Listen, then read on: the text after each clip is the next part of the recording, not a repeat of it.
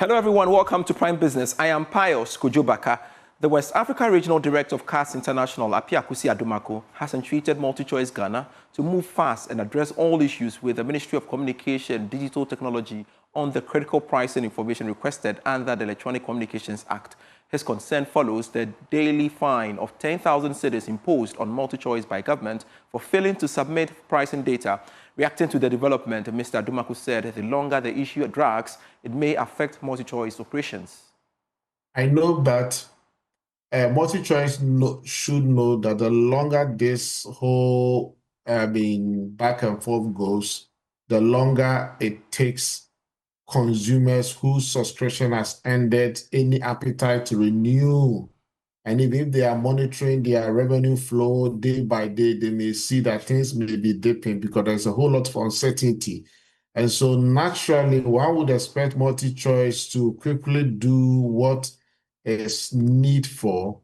And of course, Multichoice might also be thinking that if they buy to Ghana government here, other countries across the continent would also demand them to reduce prices. But one issue is that the fundamentals are not the same across Africa. In Africa, Ghana is one of the few countries whose currency has been appreciated against the dollar. And Ghana government is saying that, look, because of the dollar issue, reduce your subscription tariffs and let consumers benefit. When you go to Nigeria and Kenya, their shillings and their nairas are not appreciating against the dollar as the city has done. So I think that they should be able to do this without letting consumers, because the longer it goes, the more people are looking for other alternative, whether subscribing to other streaming channels or other alternative services. So I think that Multichoice ideally should be able to close this deal with the government by close of next week Friday. Are you planning to send funds to someone on the mobile money platform from Sunday midnight to 6 a.m.? Well, you may have to look for an alternative. This is because MTN has announced that it will embark on a system upgrade during that time. The telecoms giant, in a text message, said this is to enhance service delivery. It again added that the action will also result in disruption to all services on the mobile money platform. MTN again apologized for the inconvenience that this will bring to users of the platform. Young Investors Network is intensifying efforts to boost financial literacy across Ghana with a focus on practical investment education for the youth. More in this report. In partnership with the Ghana Stock Exchange and the Central Securities Depository, the Young Investors Network has been touring the country to promote investment education, covering almost 10 regions so far. The organization has reached senior high schools, tertiary institutions, and professionals introducing practical learnings in stock market participation and financial growth. Executive Director Joshua Mensah says the program, which includes the National Investment Quiz Competition and the Young Investors Analyst Program, is already inspiring many young people to start buying shares and building wealth. For Young Investor Network, our focus has been on practical education, practical financial investment education, and it's been great. One of the areas is what we call the stimulation. Currently, we have over 800 people who have applied to join our Young Investors Analyst Program, where they will do practical simulation exercise. We also have students buying shares now. Look at MTN, what MTN shares is doing now. A lot of students are buying them through our education. Head of Marketing and PR at the Ghana Stock Exchange, Jerry Boachidankwa, says empowering the next generation with investment and savings knowledge is critical to Ghana's future. We believe that the youth are the future of this country. They are the people who are going to manage affairs. And we believe that the youth must be financially literate so that they can plan their lives. They can also create wealth once they get to learn about the rudiments in investment, savings, and finance. So our whole goal is to be able to transform lives by making people financially literate so that they can make informed decisions when it comes to how to use their money. The youth will be taught on how to identify investment opportunities, how to manage risk, and also the need for them to be prudent when it even comes to their choice of where to put their money and all that. Brands and Communications Officer at the Central Securities Depository, Anzim Wisamanga, says increasing financial literacy is key to boosting participation in Ghana's capital market. At CSD, we have made one of our core CSR objective to ensure that there's enough financial literacy in the market. And we know that participation on the stock market is because of lack of financial literacy. And so to enhance that, part of it is to partner with the Young Investors Network. Don't think that having an investment means that you must have a lot of money. A little by little, whatever the amount is, you can start investing, and then you become bigger as you get more money. So the time to start as a young person is now, and the future will be brighter for you. The Young Investors Network says with more young Ghanaians gaining practical skills in investment and savings, the country is laying a stronger foundation for long-term economic growth. Fuel prices at the pumps are expected to remain stable despite earlier reports suggesting a possible increase. That's according to the chief executive of the Chamber of Oil Marketing Companies, Dr. Rivers Ngopong. He told Joy Business that only a marginal rise in prices was recorded in the current pricing window, insufficient to trigger any significant change at the pumps. Quite a number of windows going to see a plateaued price, and for me, anything below 0.5% increase or decrease, you realize that they don't really change it. And we saw that last window, this particular window, when fuel prices were escalating marginally, just below 1%. And you yourself, you mentioned that Goil still kept their prices. Most of the oil marketing companies kept their prices because when it's very marginal and you still have stock from an old window, you want to keep the market running. Dr. Rivers, thank you so much for joining us here on Business Live. I truly appreciate your input at this very moment. You're still watching Business Live. We have more. The World Bank's latest Ghana economic update has raised concerns over the financial stability of the Ghana Cocoa Board, warning that persistent operational and fiscal challenges could undermine one of the country's most vital export industries. According to the report, despite record high global cocoa prices, Ghana's cocoa production remains weak, while Cocoa Board owes significant amounts to its suppliers. The World Bank in the report noted that the agency's involvement in activities beyond its core mandate, known as quasi-fiscal operations, has further heightened financial risk. The report cautioned that these challenges, if left unresolved, could have wider implications for Ghana's economy, given cocoa's critical role as a major source of foreign exchange and rural incomes. In agriculture, Cocoa Board, the agency responsible for cocoa, also faces financial instability. Despite high global cocoa prices, Ghana's cocoa production is weak, and Cocoa Board owes large amounts to its suppliers. Its involvement in activities beyond its main business, also known as quasi-fiscal operations, further increases financial risks. To address these challenges and protect Ghana's financial future, it is crucial to strengthen oversight and accountability in both the energy and agricultural sectors. This will help reduce risks and ensure long-term stability. The situation is thus urgent. Each month that reforms are delayed results in significant additional losses for the nation. The World Bank also warned that the financial situation of Electricity Company of Ghana could get worse by the end of this year. The country's finances, and these are long-standing problems that we all well know. In the energy sector, non-cost reflective tariffs, high utility distribution and collection losses, and foreign exchange and inflationary pressures have led to substantial contingent liabilities. The government's Energy Sector Reform Program, ESRP, has not solved these problems, and every year the government must provide significant financial support. The Electricity Company of Ghana, ECG, built up new debts to independent power producers and fuel suppliers in 2024. If no action is taken, ECG is expected to have a funding gap of $2.2 billion in 2025, with total shortfalls reaching over $9 billion by the end of 2026.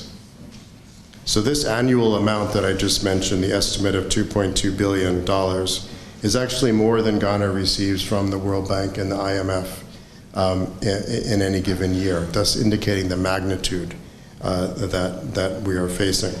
The World Bank is asking government to work to improve the cocoa sector and the Electricity Company of Ghana. Crop yields from the Amansia West district of the Ashanti region have reportedly declined drastically in the last decade. Bright Kweku tells us more. The Amansia West district continues to be plagued with illegal mining operations. Large tracts of land and vegetative cover are depleted through the illicit activities. Galamsey has become the mainstay of locals who have abandoned farming, despite the district being one of the food baskets in the Ashanti region. Farmlands have been contaminated with heavy metals as a result of illegal mining operations. This, perhaps, is hampering agricultural productivity in the area.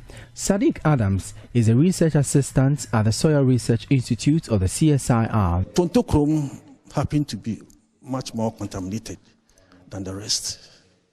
The least contaminated community was Asamai. And we also saw that tunnel. That tunnel was also, it was having high levels of heavy metals. So I also went ahead and took data, crop yield data, from the MOFA office. Yes, I considered cassava, yam, and the cocoa yam, because these are the major crops in the area. So when I took the yield and I plotted the graph, I saw that there was a sharp decline from 201 to 2010.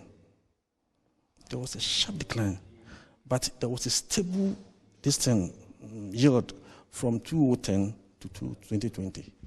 Illegal mining remains a headache to successive governments despite efforts to end the menace. Some environmental stakeholders want a more stratified and collaborative approach to militate against the seemingly unending cycle of illegality. Dr. Colin Stay is the director of the Soil Research Institute. We should come together as a people. The military intervention is okay, but I think that the local engagement of the local people and trying to talk them out of Galamsey, if it is possible or if it becomes possible, why can't we identify the areas of economic activity that those communities are engaged in and see what we can do, what interventions we can put in place for them to accept.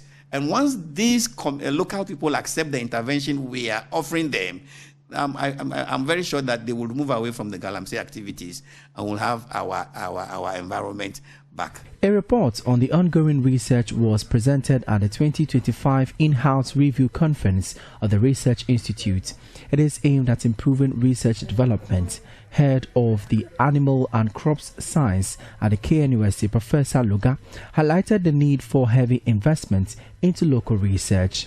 This, he believes, would facilitate locally tailored research works for national and sustainable development. Mostly research in Ghana is based on donor funding.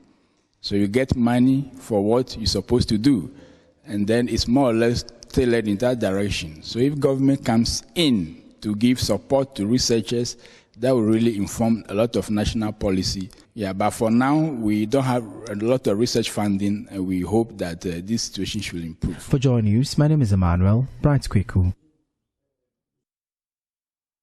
20 groundbreaking agribusinesses from Ghana have secured a total of 2 million cedis in smart investments at the 2025 Talu Agri-Ventures Program Pitch event held at the University of Ghana's West Africa Center for Crop Improvement. Here's a report. The winning venture spanning sustainable farming, agro-processing, climate-smart agriculture, and value chain innovation impressed the panel of industry leaders and investors with their solutions to transform Ghana's agricultural sector. So through the success of last year, this year we are supporting 20 more additional businesses. We look forward for this year even being more impactful than last year. For this year, to all the 20 businesses are going to get $10,000 each, in addition to the business development support that we'll be providing. Last year was big, and we expect this year to be bigger. Beyond funding, each business will receive tailored business development support, market linkages, and technical guidance through the Talu Agri-Ventures program implemented by the InnoHub Foundation. The initiative aims to create 600 new agribusiness, expand 30 existing ones, and generate over 6,000 jobs.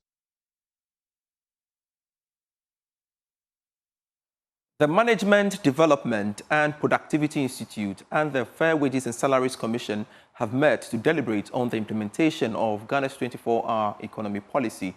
The meeting was aimed at promoting and enhancing cooperation between the two institutions to drive productivity and economic growth. More in the following report. Our meeting mainly dovetailed to look at this activity. And like you indicated, I've tasked the director responsible to link up with this information. As for MDPs, I'm a commissioner myself for my provision. So we have already had a meeting with Dr. Nima Thompson on this. I remember when we had our first retreat, we actually retreated and was going to go on the consequently followed with the meeting with us. So this is the second meeting we are having with you. SIGA has spoken to Professor Parks, but I'm yet to go to him so that we can have a meeting. Once we do this, then we'll see the way forward. We'll see how well we can chat about it. We just cannot fail to do that. Because if you take the Act, MDPI Act, our core mandate is productivity. A reminder, I'm still watching Prime Business. The Ghana Mine Workers Union of the Trades Union Congress has expressed worry about the increasing cases of non-standard forms of employment in the mining sector.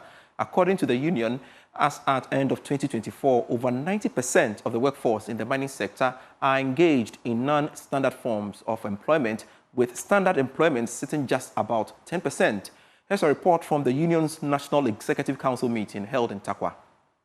According to the Ghana Mine Workers Union, the significant shift exacerbated by the continuous fragmentation of production and outsourcing in the name of local content participation, workers now have lower levels of employment protection, high degrees of uncertainty, and face higher risks in respect of workplace accidents or injuries. This, they say, have surged in workers and trade union rights violations and job insecurity. Speaking at the union's National Executive Council meeting, Deputy General Secretary of the Ghana Mine Workers Union, Jerry Ando, said government must take a special interest as this has serious ramifications for the stability of the mining industry going forward. The current phenomenon where aspects of the mining business and jobs are found out at the least opportunity under cutthroat prices simply on the back of profit maximization must stop, since its arrangement continues to threaten and undermine the decent work agenda and impoverish our members. Astonishingly, this continues to happen at a time when the prevailing business environment is super favorable. Delivering a solidarity message, Secretary General of TUC Ghana, Joshua Ansah, said TUC Ghana is committed to supporting the Ghana Mine Workers Union in its efforts to improve working conditions, promote occupational health and safety, as well as advocate for the rights of miners. The TUC Ghana is committed to supporting the Ghana Mine Workers Union in its effort to improve working conditions, promote occupational health and safety, and advocate for the rights of miners. We will continue to work together to address the challenges facing the mining sector and to ensure that workers' voices are heard. The National Executive Council meeting saw the election and swearing in of new National Executive Council members.